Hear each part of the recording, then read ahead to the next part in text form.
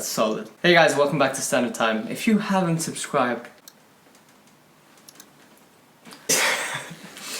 we're gonna do the subjective review of the Steinhart Ocean 1 green ceramic in 42mm. Now that's a mouthful.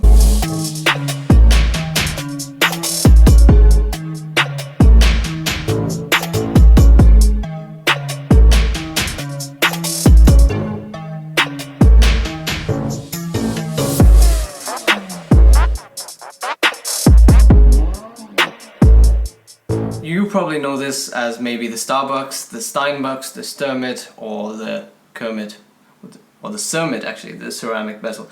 Anyways, doesn't matter. So, what do I think about this piece non-objectively, essentially? How do I like it? How has my experience been with it? That's the purpose of this video. So it's more of a subjective discussion. So, as a watch, this is not for me. I've got to say that. I appreciate the hell out of this watch. I think it's a fantastic watch. But the only problem I have with it is the originality factor and the fact that it's a homage. Now most of you, well, I can't make generalizations, so a lot of you probably can look beyond that.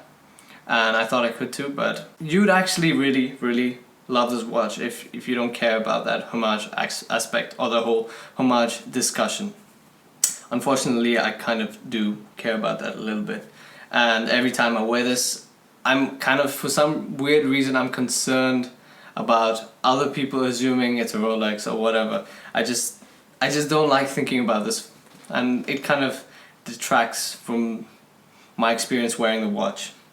And that's really sad, I know, but it is what it is.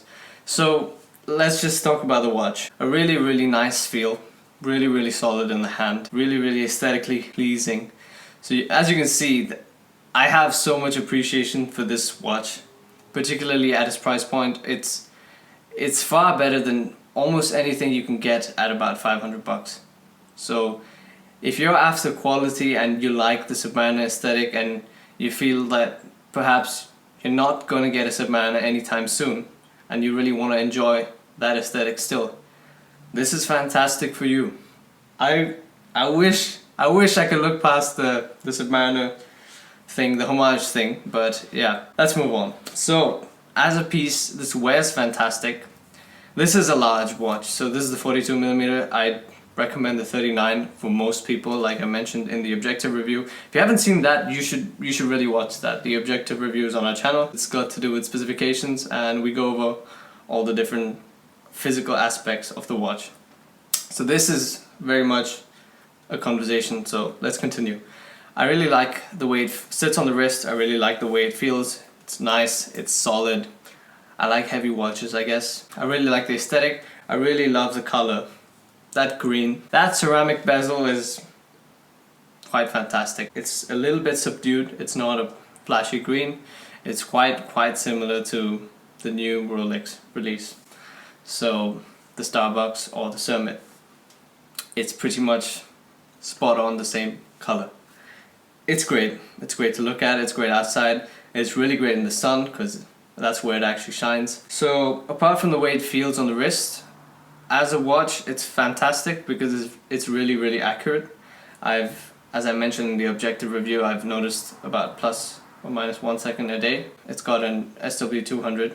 Now, I don't know if you really care about that in this particular subjective review, but it's a decent movement at a decent price, doing well over there. But as a watch in general, it's just not for me, simply because of the homage thing.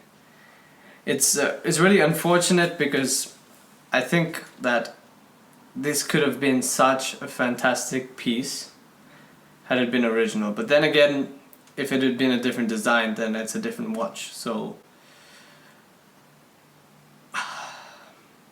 something to think about. Apart from the fact that I really like it and all the aspects of it, except for the homage debate, which I've been reiterating about 1,000 times in this video, because I don't really have much else to say about the watch, because objectively speaking it was fantastic. Subjectively speaking, that's the main thing that comes to the forefront of any conversation I have about this piece.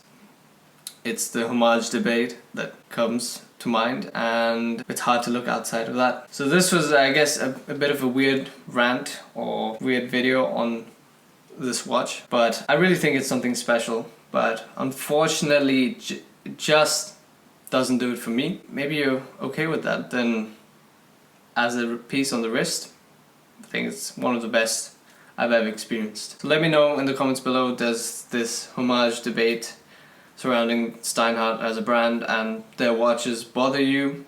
Well, does it bother you with Homages in general? I would have really loved this piece if that didn't bother me. I think the originality of the design is actually what makes this particular design so special.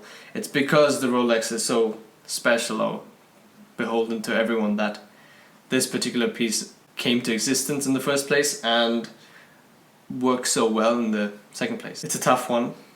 But anyways guys, let me know what you think.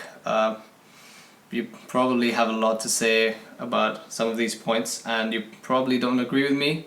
I actually hope you don't agree with me, because you should like this watch. It's just great. I don't know. Thanks for watching guys. Do subscribe if you haven't. I know this was a bit of a weird video. See you guys on our channel next time. Cheers.